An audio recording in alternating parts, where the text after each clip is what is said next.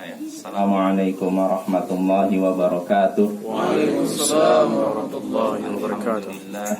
Alhamdulillahi ala ihsani wa syukru lahu ala taufiqi wa amtinani wa ashhadu an la ilaha illallah wahdahu la syarika lahu ta'ziman li sya'ni wa ashhadu anna Muhammadan abduhu wa rasuluh da'i ila ridwani wa sallallahu wa sallama alaihi wa ala alihi wa sahbihi wa ikhwani amma ba'd. Ayyuhal ikhwa wal akhwat rahimani wa rahimakumullah, saudara-saudariku yang semoga dirahmati Allah. Ya, seperti biasa di malam Sabtu kita mengkaji tafsir Al-Quran menggunakan kitab tafsir Jalalain karya Imam Jalaluddin As-Suyuti dan Jalaluddin Al-Mahalli. Ya, pada pertemuan sebelumnya kita sudah memulai surat At-Tolaq. Kita sudah masuk ayat ke-2. Betul? Betul. Ya. Jadi ayat pertama, kalau ayat pertama bunyinya tentang perintah kepada Nabi kalau mentalak istri hendaknya mentalak pada waktunya, pada waktu istri bisa menghadapi masa iddah, yaitu ketika sedang bukan dalam keadaan haid dan bukan dalam keadaan suci sudah digauli. Artinya bisanya hanya ketika di masa suci dan belum digauli. Ya, kalau sudah digauli terlarang. Kalau haid juga terlarang. Lalu Allah juga menyuruh pada ayat pertama, menyuruh kita, Nabi dan kaum muslimin untuk menghitung masa iddah. Allah mengingatkan untuk bertakwa kepadanya. Lalu Allah melarang kaum suami, para suami untuk mengeluarkan istri-istri dari rumah mereka. Dan juga tidak hendaknya para suami tidak mengizinkan istri keluar dari rumah mereka kecuali kalau melakukan kemaksiatan yang nyata, perbuatan keji yang nyata, yaitu zina contohnya. Allah katakan itulah hukum Allah, bukan hukumnya Nabi, ya hukum dari Allah. Wanita harus bertahan sampai selesai masa iddah. Ini hukum Allah. Siapa yang melanggar hukum Allah, maka sungguh ia telah menzalimi dirinya sendiri. Engkau tidak tahu, wahai Rasul, bisa jadi Allah mengadakan urusan yang lain setelah itu. Maksudnya sudah kita bahas, artinya perintah bagi kaum suami untuk mempertahankan istri di rumah setelah ditalak, dan perintah bagi kaum wanita, kaum istri untuk bertahan di rumah ketika setelah ditalak di masa iddah. Di antara hikmahnya yaitu bisa jadi ada peluang untuk rujuk kembali. Engkau bisa tidak tahu, bisa jadi ada Allah mengadakan urusan yang lain setelah itu. Artinya bisa jadi ada peluang suami untuk rujuk. Ya. Itu kalau istri bertahan di rumah. Beda halnya kalau istri sudah kabur. Kalau udah kabur susah merujuk kan. Ya. Nah itu. Nah sekarang kita masuk ayat kedua. Walaupun sudah sempat kita singgung berapa kalimat. Allah berfirman sini. Fa'idha balagna ajalahunna fa'amsikuhunna bima'rufin aw fariquhunna bima'ruf. Jika telah sampai masa waktu mereka, jika telah sampai waktu mereka, waktu iddah mereka, jika akan selesai masa iddah mereka, maka pertahankanlah mereka dengan cara yang baik, atau pisahkanlah mereka, ceraikanlah mereka dengan cara yang baik. Wa ashhidu dzawai adlin minkum, dan persaksikanlah itu dengan dua orang adil di antara kalian. Wa aqimus syahadata lillah, dan hendaknya tegakkanlah kesaksian karena Allah. Hendaknya para saksi itu menegakkan kesaksian karena Allah. Dzalikum yu'adzu bihi ma kana yu'minu billahi wal yaumil akhir. Demikianlah pengajaran itu diberikan kepada orang yang beriman kepada Allah dan hari akhir. Wa may yattaqillaha yaj'al lahu makhraja. Siapa yang bertakwa kepada Allah, maka Allah akan memberikan kepadanya jalan keluar. Wa yarzuqhu min haitsu la yahtasib. Lalu Allah pun akan memberikan rezeki kepadanya dari arah yang tidak ia sangka-sangka. Wa may yatawakkal 'ala Allahi fahuwa hasbuh. Dan siapa yang bertawakal kepada Allah, maka dialah yang akan mencukupkan keperluannya. Innallaha balighu amri. Sesungguhnya Allah pasti melaksanakan urusannya. melaksanakan perintahnya. Qad ja'alallahu likulli syai'in qadara. Sungguh Allah telah menetapkan kadar, menetapkan ketentuan pada setiap sesuatu. Nah, ini terjemahan ayat 2 dan 3 surat At-Talaq. Nah, kita bahas lagi Bapak-bapak.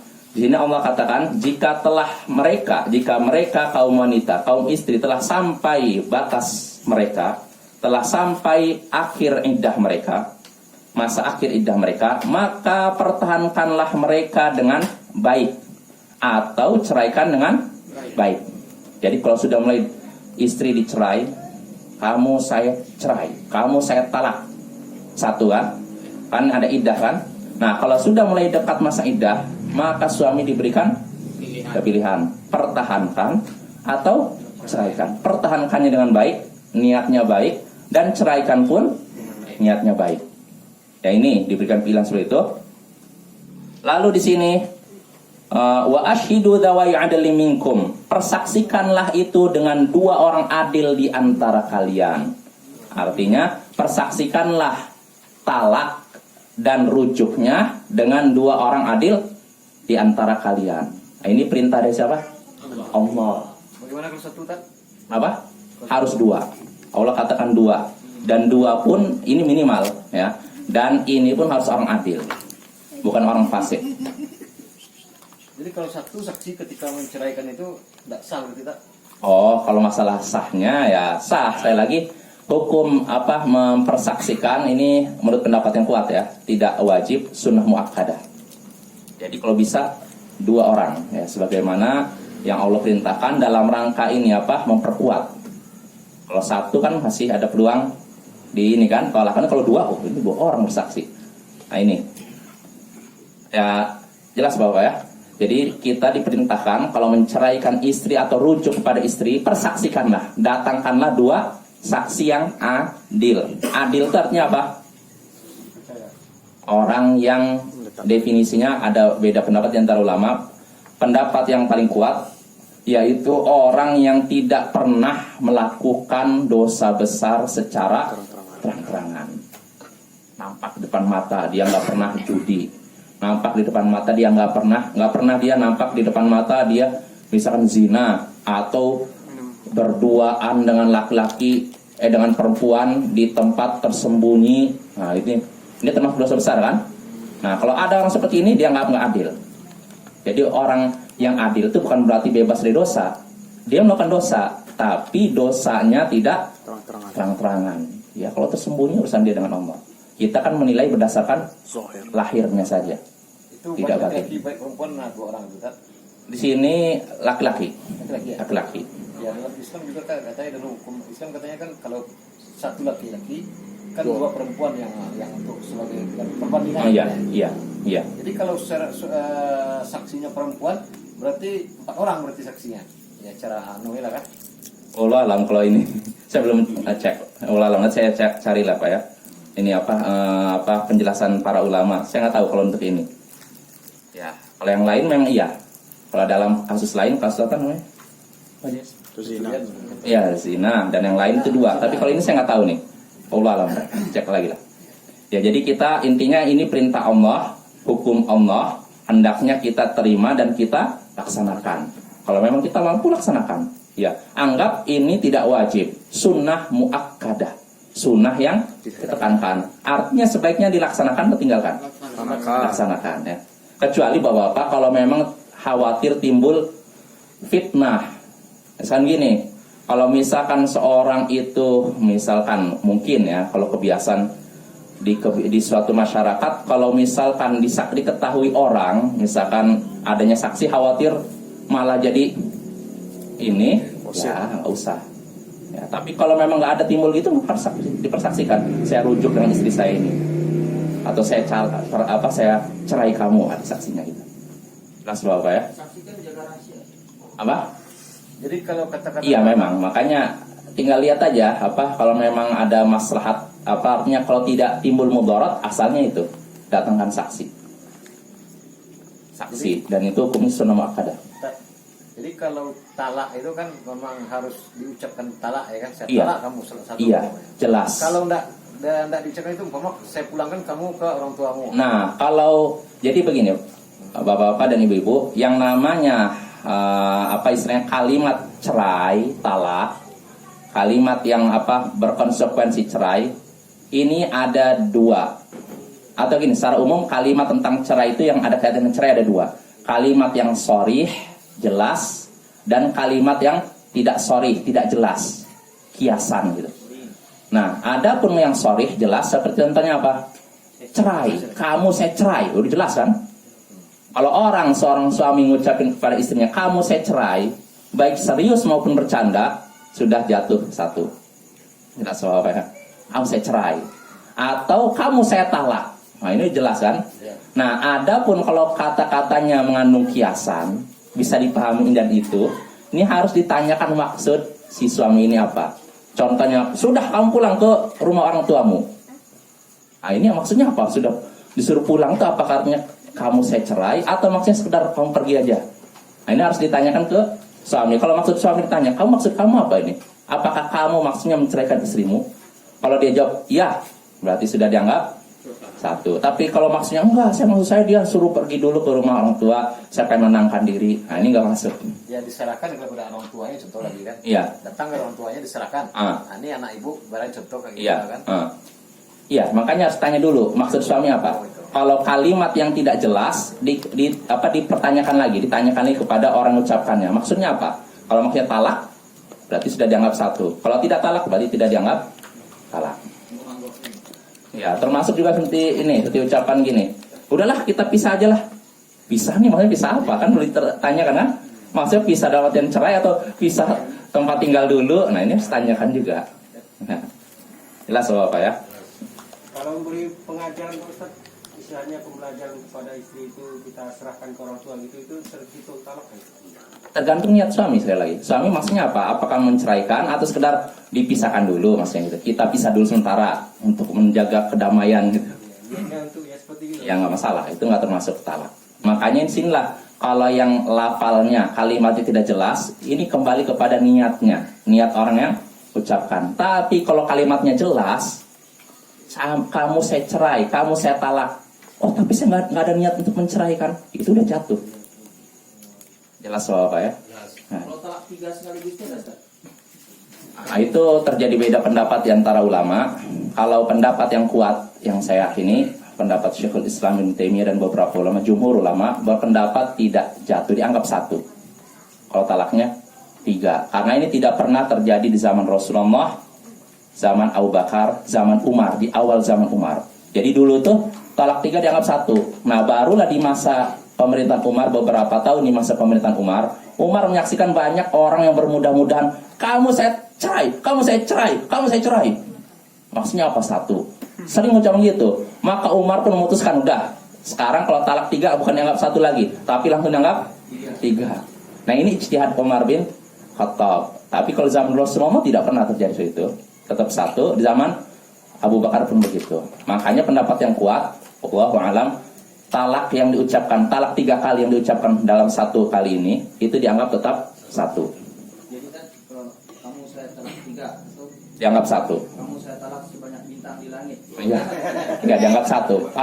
Kamu saya talak 1000 kali, dianggap satu tetap. Ustaz, apakah seorang suami itu pergi meninggalkan istrinya lama bisa dianggap talak? Dianggap talak. Maksudnya suaminya ini ada, bisa dihubungi. Bisa dihubungi gitu. Oh, dianggap hilang. Nah, ini harus kembali kepada qadhi. Ini ada. Jadi, Bapak, ini ada pertanyaan penting. Kalau misalkan suami pergi tanpa jelas di mana posisinya, dia pergi kemana, entah masih hidup atau tidak. Nah, ini terjadi beda pendapat di antara ulama. Sampai kapan si istri harus nunggu? Artinya kan istri kan butuh juga. Nah, mungkin dia pengen nikah lagi, tapi suaminya kok nggak pulang-pulang. Nah, ini ada beda pendapat di antara para ulama. Apakah nunggu setahun, 2 tahun? Nah, ini dikembalikan kepada qadhi. Qadhi itu hakim. Hakim yang memutuskan, ini dah kamu saatnya nikah lagi, silakan. Suami kamu dianggap sudah meninggal, misalkan. Makanya hakim tuh harus orang yang adil dan berilmu, Bapak. Jadi jangan dibayangkan hakim itu seperti hakim zaman sekarang, cuma ngetok palu tok. Enggak, hakim di sini artinya qadhi. Qadhi itu punya ilmu. Dan keputusan hakim qadhi ini mengikat, bisa ditolak. Beda halnya dengan fatwa. Misalkan seorang ulama bertanya, apa hukum, misalkan apa ya, ya tadi misalkan pertanyaan Ustaz Hendra, kalau saya menceraikan istri saya, kamu saya talak, kamu saya talak, kamu saya talak. Ini dianggap berapa, wahai mufti, wahai ulama? Kata mufti ini dianggap 3 kamu. Misalkan ini ulama ini bermat, kamu udah jatuh talak 3 itu. Nah ini kan fatwa ulama kan, tapi fatwa ini tidak mengikat. Artinya apa? Si orang yang bertanya, kalaupun nolak masih nggak masalah, karena ini mufti, keputusan dia tidak mengikat. Tapi kalau yang mengatakannya adalah qadhi, hakim, kamu sudah jatuh 3. Ini udah dia nggak bisa nolak. Dia mau nggak mau harus jauh dari istrinya, karena istrinya sudah bukan lagi istri, udah cerai, talak 3. Jelas Bapak ya? Di sini itu KUA. Iya, kalau di sini bisa dibilang kayak KUA lah. Jadi kalau KUA ada putusan, udah nggak bisa diprotes. Tapi kalau Ustadz yang ngasih tahu, oh itu baru 1 atau 3, masih tidak mengikat keputusannya. Tapi kalau qadhi mengikat. Lo pertanyaan apa bedanya? Kan sama-sama orang berilmu. Qadhi berilmu, Ustadz berilmu. Bedanya apa kira-kira? Qadhi di pemerintahan. Qadhi itu termasuk bagian dari pemerintah penguasa. Makanya berhak untuk jelas Bapak. Kalau Ustadz bukan bagian dari pemerintahan. Jadi dia nggak punya wewenang untuk memaksakan memaksakan keputusannya kepada kepada yang bertanya. Jelas Bapak ya? Yaitu tentang ini, kita kembali lagi. Jadi harus hendaknya dipersaksikan kalau untuk rujuk dan talak dan rujuk 2 orang yang adil di antara kalian. Wa aqimus syahadata lillah, dan tegakkanlah kesaksian karena Allah. Tegakkanlah kesaksian karena Allah. Ini perintah untuk siapa? Perintah untuk siapa? Maksudnya ini untuk saksi. Kan tadi kan hendaknya wahai para suami, datangkanlah 2 saksi yang adil. Lalu setelah itu Allah katakan tegakkanlah kesaksian karena Allah. Berarti ini ditujukan untuk siapa? Para saksi. Jadi kalau ada saksi dipanggil untuk menjadi saksi talak atau saksi rujuk. Nah nanti kalau diminta di sidang pengadilan, mereka harus mengucapkan saksi dengan benar karena Allah, bukan karena ingin mendapatkan keuntungan duniawi. Jadi harus benar-benar menegakkan kesaksian dan tidak boleh kesaksiannya dibelokkan. Haram hukumnya Bapak ya. Jadi kalau orang sudah dipanggil saksi, dia harus mengucapkan dengan apa adanya, nggak boleh dibelokkan dan semacamnya. Jelas Bapak ya. Makanya jadi saksi juga tidak mudah. Itu tanggung jawabnya besar. Ya. Jelas Bapak. Ya, kita lanjut. Dzalikum yu'abu bihi man kana yu'minu billahi wal yaumil akhir. Yang demikian itu diajarkan, atau yang demikian itu pengajaran yang diberikan kepada orang yang beriman kepada Allah dan hari akhir. Yang demikian itu, apa maksudnya demikian itu? Semua hukum talak, semua hukum tentang rujuk, iddah, itu semua adalah pelajaran yang diberikan kepada orang yang beriman kepada Allah dan hari akhir. Pertanyaannya, kenapa yang disebutkan orang beriman kepada Allah dan hari akhir? Kenapa tidak dikatakan kepada semua orang? Atau diberikan, itulah pengajaran yang diberikan kepada seluruh manusia. Kenapa yang disebutkan kok orang beriman kepada Allah dan hari akhir? Supaya jujur, supaya amanah. Supaya jujur dan amanah. Ada lagi pendapat lain? Itulah pengajaran yang diberikan kepada orang yang beriman kepada Allah dan hari akhir. Kenapa tidak dikatakan itulah pengajaran yang diberikan kepada seluruh manusia? Orang Islam aja. Orang Islam aja. Ada lagi? Ustaz Hendra, ada pendapat? Kenapa yang disebutkan orang beriman kepada Allah dan hari akhir? Hah? Karena ujian dunia dan akhirat. Ujian dunia dan akhirat. Ini ayat ini mirip dengan firman Allah Ta'ala, Dzalikal kitabul la raiba fi. Itulah Al-Quran, kitab yang tidak ada keraguan di dalamnya. Hudal lil muttaqin, petunjuk bagi orang bertakwa. Orang bertakwa. Memang Al-Quran bukannya Al-Quran itu untuk seluruh manusia. Ya tidak. Petunjuk untuk seluruh manusia kan Al-Quran kan. Kok Allah sebutkan untuk orang bertakwa? Maksudnya apa? Ya, orang bertakwa yang melaksanakan. Orang bertakwa yang melaksanakannya. Ya hampir mendekati jawabannya. Ya jawabannya Bapak, karena hanya orang bertakwa lah yang bisa mengambil pelajaran dari Al-Quran. Yang bisa mengambil petunjuk hanya orang bertakwa. Yang mau mengambil petunjuk hanya orang bertakwa. Adapun orang kafir kan nggak mau kan? Ya tidak. Nah begitu pula ini. Semua hukum tadi pengajaran bagi orang yang beriman kepada Allah dan hari akhir. Kenapa bukan kepada seluruh manusia? Karena yang mau ngambil pelajaran ini hanyalah orang yang beriman kepada Allah dan hari akhir. Nah itu maksudnya. Jelas? Ya. Kita lanjut lagi. Wa may yattaqillaha yaj'al lahu makhraja. Siapa yang bertakwa kepada Allah, maka Allah akan berikan kepadanya jalan keluar. Jadi Bapak-bapak, atau saya bacakan dulu, wa yarzuqu min haitsu la yahtasib, dan Allah pun akan memberikan rezeki kepadanya dari arah yang tidak ia sangka-sangka. Maka Allah akan berikan jalan keluar. Dan Allah pun akan memberikan rezeki kepadanya dari arah yang tidak ia sangka-sangka. Nah, ini janji dari Allah. Artinya gini Bapak, orang yang tadi sudah disebutkan, sini kan perintah untuk mentalak istri, setelah mentalak istri dipertahankan di rumah, ya tidak? Nah, setelah itu jangan dikeluarkan sampai selesai iddah. Ini kira-kira sebenarnya kalau kita dijalankan ada rasa berat tidak? Benar. Ada rasa berat kan? Nah, tapi kalau kita mau bertakwa kepada Allah, tetap menjalankan, Allah akan bukakan jalan keluar. Artinya nanti ada jalan keluar, oh mudah. Dan juga diberikan rezeki dari arah yang tidak ia sangka-sangka. Karena apa? Kalau misalkan seorang suami, udah kamu saya cerai istriku, kan perintah Allah disuruh di rumah kan. Nah kalau sebagian orang mikir, saya ingin berpisah dengan wanita ini, masa saya harus nyimpan dia di rumah, nanggung makannya, nanggung pakaiannya, berat dong. Saya pengennya udah uang saya ini nggak mau lagi kasih ke dia, kan gitu kan, saya nggak mau uang saya berkurang. Dikiranya dengan ngasih makan ini, dengan memberi makan istri yang dicerai akan mengurangi rezekinya. Padahal kata Allah, siapa yang bertakwa kepada Allah, Allah bukakan jalan keluar dan akan memberikan rezeki dari arah yang tidak disangka-sangka. Artinya kalau seorang suami menaati perintah Allah tadi, pasti Allah akan berikan rezeki.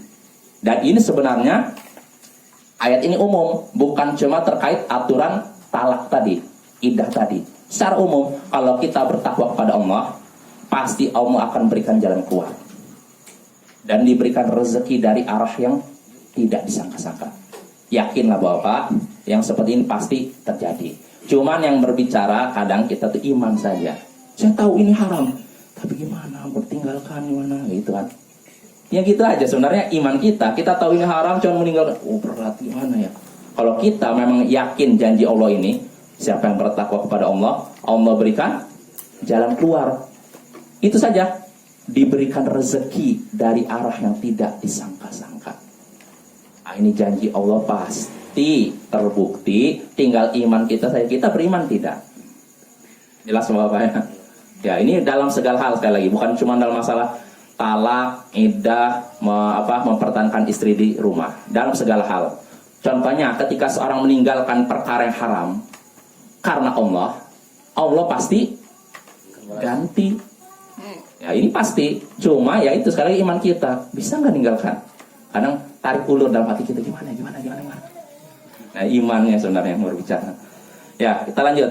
Wa yarzuqu min haitsu la yahtasib. Selain Allah bukakan jalan keluar, Allah pun akan memberikan rezeki dari arah yang tidak ia sangka-sangka. Wa may yatawakkal 'ala Allahi fa huwa hasbuh. Dan siapa yang bertawakal kepada Allah, maka Allah lah yang akan mencukupkan keperluannya. Kalau kita bergantung kepada Allah, tawakal kepada Allah, Allah akan mencukupkan keperluan kita.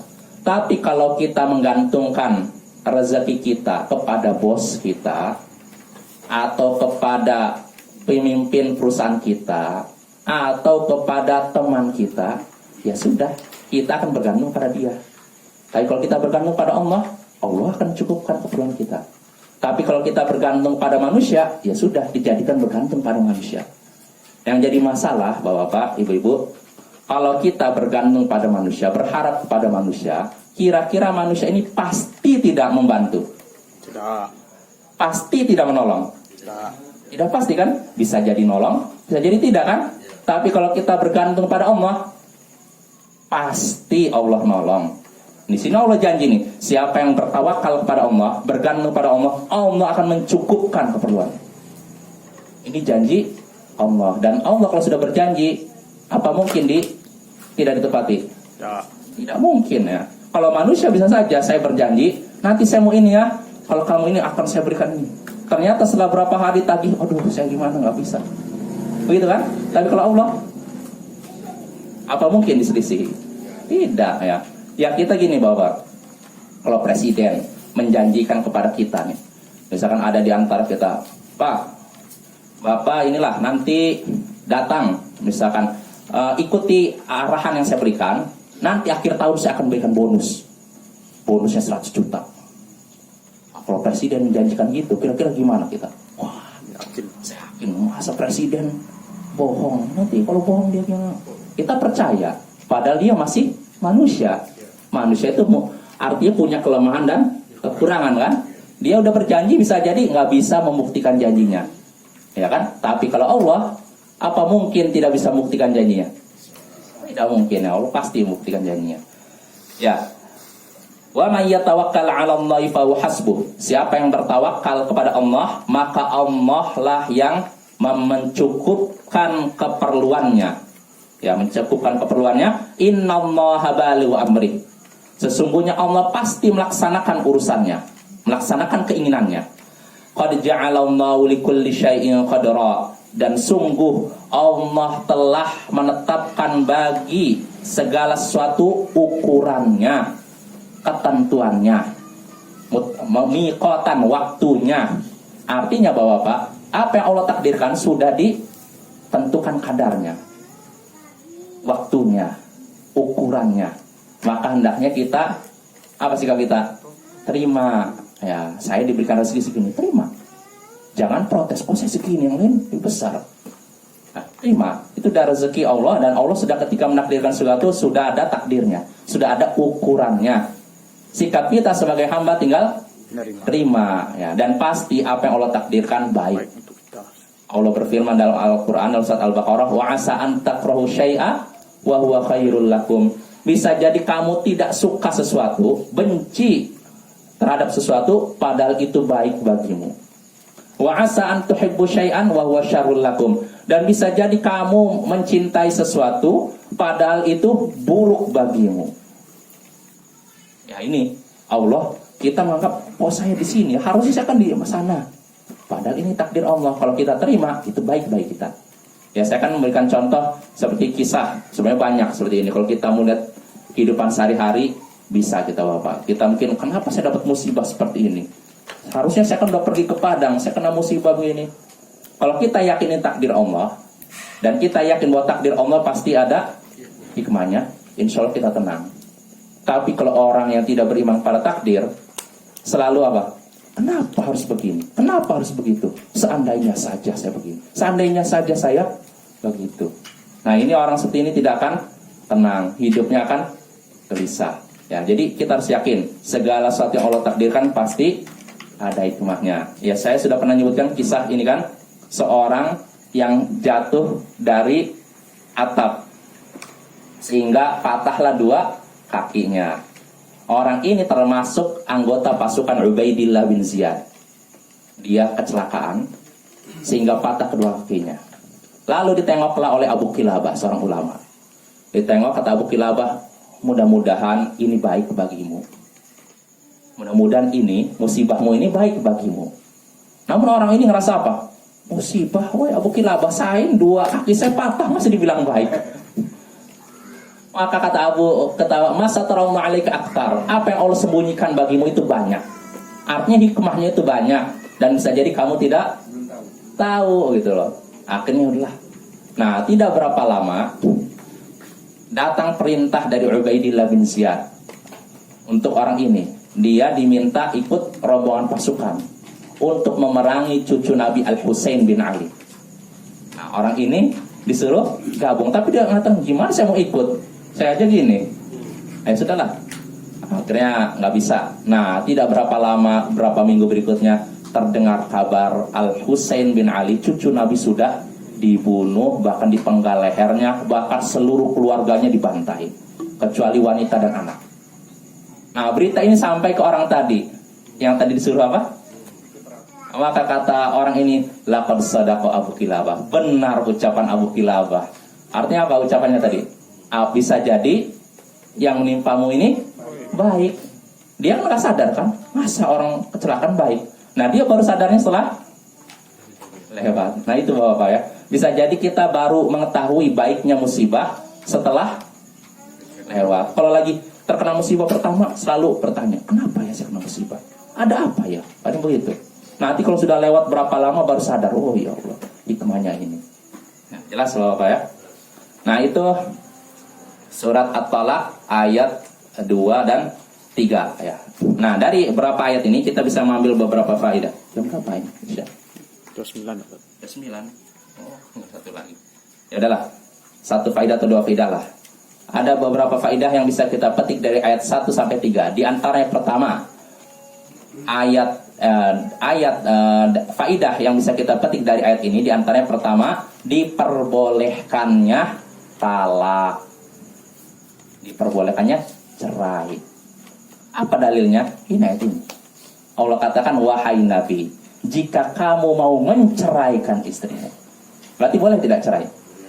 Boleh Bapak. Hukum asalnya boleh. Dan ini pendapat jumhur ulama, mayoritas ulama ya, jadi boleh kalau memang ada hajat. Jadi kita beda dengan umat sebelah yang katanya kalau udah nikah nggak boleh cerai. Mau suka kepada pasangan atau tidak, pokoknya harus pertahankan. Mau di rumahnya seperti neraka, piring terbang terus tiap malam, pokoknya harus sabar. Ya nggak seperti itu dalam Islam ya. Kalau rumah udah seperti neraka, udah cekcok terus, ya kalau memang nggak bisa disatukan, ya udah cerai. Dan itu bukan aib, boleh berdasarkan ayat ini dan juga hadits Nabi. Nabi SAW sendiri pernah menceraikan istrinya. Hafsah, istri Nabi diceraikan oleh Nabi, tapi setelah itu dirujuk lagi. Abdullah bin Umar, sahabat Nabi, menceraikan istrinya. Jelas bahwa Umar bin Khattab pernah menceraikan istrinya. Sahabat Nabi yang lain juga pernah menceraikan istrinya. Abu Bakar pernah. Al-Mughirah bin Syu'bah. Nah, ini yang lebih unik lagi. Dia ini ini sahabat Nabi ya. Kita harus menghormati sahabat Nabi. Asalnya sahabat Nabi itu mereka kedudukannya lebih baik dari kita, jauh lebih kebaikan dari kita. Kalaupun ada perbuatan mereka yang nampak aneh, kebaikan mereka menutupi kesalahan mereka. Al-Mughirah bin Syu'bah ini termasuk sahabat Nabi yang doyan cerai, hobi menceraikan istrinya. Istrinya suatu hari dikumpulkan 4. Wahai istri-istriku, kalian ini leher kalian panjang, dipuji-puji. Oh, kalian cantik ini, kalian semua saya cerai. 4 ya, ceraikan. Satu ketika, bukan satu orang, semua yang 4 kamu saya ceraikan. Nah ini. Lalu yang kisah masyhur juga Al-Hasan bin Ali, cucunya Nabi. Bayangkan, dia ini termasuk orang yang rajin nikah dan rajin cerai. Sampai diriwayatkan dia pernah menikahi 70 orang wanita. Tapi gitu, nikah, cerai. Ya. Sampai-sampai Ali bin Abi Thalib berkhutbah di Kufah. Sesungguhnya Al-Hasan ini doyan menceraikan wanita, makanya jangan nikahkan dia dengan wanita manapun. Bayangkan bapaknya sampai ngomong gitu. Ali bin Abi Thalib berbicara tentang anaknya, dia itu suka menceraikan istri-istrinya. Jangan kalian nikahkan dia dengan perempuan-perempuan kalian. Nah akhirnya ada orang berkata, wah nggak apa-apa, saya rela kalau putri saya nikah dengan dia. Terserah, nanti dia diterima, setelah itu ceraikan silakan. Jadi tetap dikejar juga. Nah ini menunjukkan cerai itu Bapak hukum asalnya boleh. Jadi tidak bisa dikatakan makruh. Kalau memang ada hajat boleh. Adapun hadis yang berbunyi abghadul halali ilallahi at-talaq, perkara halal yang paling dibenci oleh Allah adalah talak, cerai, hadisnya mursal. Dan mursal termasuk hadis lemah. Mursal itu dalam hadis ada satu sahabat Nabi yang hilang. Jadi misalnya dari Imam At-Tirmidzi dari gurunya harusnya sahabat Nabi tapi langsung loncat kepada Nabi. Sahabat Nabi tidak ada. Kalau dalam hadis ada seperti itu, maka di sini dianggap mursal, dan hadis mursal dianggap hadis lemah, tidak bisa dipakai hujjah. Makanya sekali lagi hukum asal talak itu boleh dan bisa makruh, bisa haram, bisa wajib. Sekali lagi Mirip seperti perkara lain ya. Ya, contohnya hukum asal nikah itu apa, hukum asal talak itu boleh kalau memang ada hajat. Makruh itu kalau tidak ada hajat, tidak ada kebutuhan diceraikan. Ini makruh. Lalu bisa juga haram kalau menceraikannya ketika dia sedang haid atau dalam keadaan suci sudah campuri. Ini sudah kita singgung kan. Dan bisa juga sunnah kalau memang istri ini susah ini apa, akur sama si suami, dan suami merasa wah ibadah saya terganggu dengan mikirin istri ini, maka ceraikan.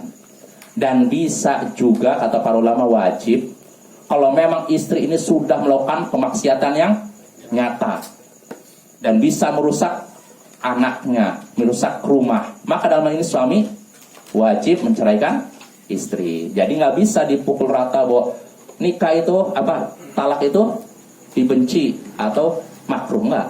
Bisa terbagi menjadi 5 tadi Bapak. Jelas? Ya, ini masalah cerai itu faidah pertama, adapun faidah kedua insyaallah pada pertemuan berikutnya.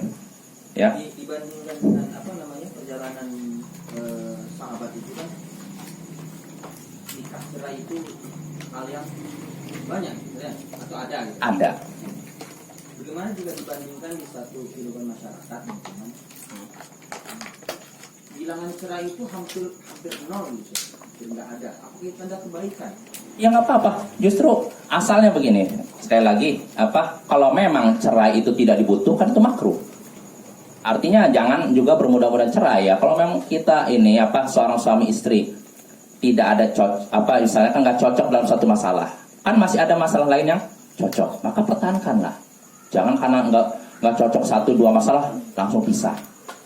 Ya jadi bukan berarti saya katakan ini bukan berarti anjur untuk cerai Bapak ya. Saya nyebutkan sahabat Nabi Mughirah bin Syu'bah mengumpulkan 4 orang. Ya ini kan sahabat Mughirah, sahabat Nabi yang lain nggak seperti itu. Ya tetap kita katakan kebaikan sahabat Nabi Al-Mughirah menutupi kekurangan dia. Sahabat Nabi dia. Kita nggak bisa katakan dia ini gila wanita, nggak boleh. Jangan seperti orang Syiah mencari riwayat ini untuk menjatuhkan sahabat Nabi. Enggak ya. Jadi sekali lagi pertahankan. Kalau memang istri kita itu baik, walaupun kekurangannya sedikit dibandingkan kelebihannya, pertahankan. Jadi saya katakan, saya nyebutkan riwayat tadi bukan dorongan untuk cerai ya. Seperti ini saya. Fahisha mubayyinah bulan korinahnya ke zina. Kan ada yang lebih dari itu. Contohnya, Misalnya istri nggak sholat. wah, kalau nggak sholat itu Nah, ini yang terjadi di kita ini kan, ya, kalau kata Syekhul Islam Ibnu Taimiyah, lingkungan kan mereka tetap saja kehidupannya dalam apa namanya berbaur baik. Istri tidak, Ya. itu lebih buruk efeknya anak-anak itu tidak ikut sholat. iya. Ini jawabnya nanti ya, selesai adzan nanti mana? Saya adzannya sebentar ya. Ya, jadi tadi pertanyaan Serendra, masalah apa? Apa lagi jadi? Serendra apa? Kesimpulannya? Yang kalau di satu lingkungan masyarakat bilangan cerai ini hampir nol lah. Nah, ya sebaiknya jangan. Ya artinya, Ada kebaikan kan? iya, artinya sekali lagi, apa hukum cerai kan tidak bisa dipukul rata. Ada yang mubah, ada yang makruh, ada yang apa haram, ada yang wajib. Ya tinggal kita lihat kondisi kita. Kalau memang kondisinya nggak menuntut untuk cerai, untuk apa cerai? Ya, justru kalau kita dalam kondisi istri masih bisa dipertahankan, kita ceraikan, itu banyak mudorotnya dibandingkan maslahatnya. Betul? Ya, gitu. Maksudnya gini Mas Tan, Ya. di suatu daerah itu Ah, tidak pernah terjadi perceraian gitu, Ah. walaupun itu baik atau buruk. Apakah itu pertanda baik daerah itu atau pertanda buruk itu maksudnya? tidak ada cerai tapi ada perzinahan gitu. Nggak mungkin di dalam rumah tangganya nggak akur atau istri nggak sholat atau bagaimana? Oh ya, yang masalah sholat lain lagi. Kata Syekhul Islam, istri yang tidak sholat lebih parah daripada istri yang mencuri, daripada istri yang berzina. Karena dosa sholat, dosa meninggalkan sholat lebih besar daripada dosa mencuri dan berzina. Maka kata para ulama, kalau ada istri yang tidak sholat, tidak dinasihatin, tidak juga sadar, ceraikan aja. Sebenarnya di situ arah saya. Nah itu, Istri nggak sholat. Iya. Akhirnya, anak-anak juga nggak sholat. iya itu udah membahayakan. Siang makan bersama. Iya, Kan membahayakan. pakai juga. Betul. Ya itu lebih berbahaya. Kalau kita nyaksikan masyarakat misalkan seorang suami mempertahankan istri yang selingkuh, itu kan udah dicaci makikan. Suami nggak tahu diri, ngecut apa. Nah, tapi istri yang tidak sholat dibiarkan aja.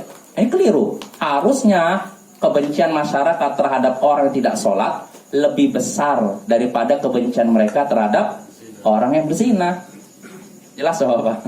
Iya, jadi itulah pentingnya belajar agama, pentingnya belajar akidah, pentingnya belajar fikih. Jadi bisa menghitung, mengukur mana yang parah, mana yang tidak. Jelas? Jelas. Ibu-ibu jelas Bu ya? Iya. Soal pertanda daerah tadi itu, misalnya di satu daerah itu Jarang. Ya tergantung. pernah terjadi perceraian begitu, walaupun Ya mudah-mudahan bagus lah, mudah-mudahan bagus. Tapi zinanya tidak ada. enggak. Wah bagus mudah-mudahan. Enggak ke situ saya rasa. Tapi kalau enggak sholat ini bagus. Oh ya kalau tidak sholat nggak bagus lah. Intinya dicerai atau enggak kan gitu. Oh ya ceraikan itu aja. Ya, ya. Assalamualaikum. Waalaikumsalam.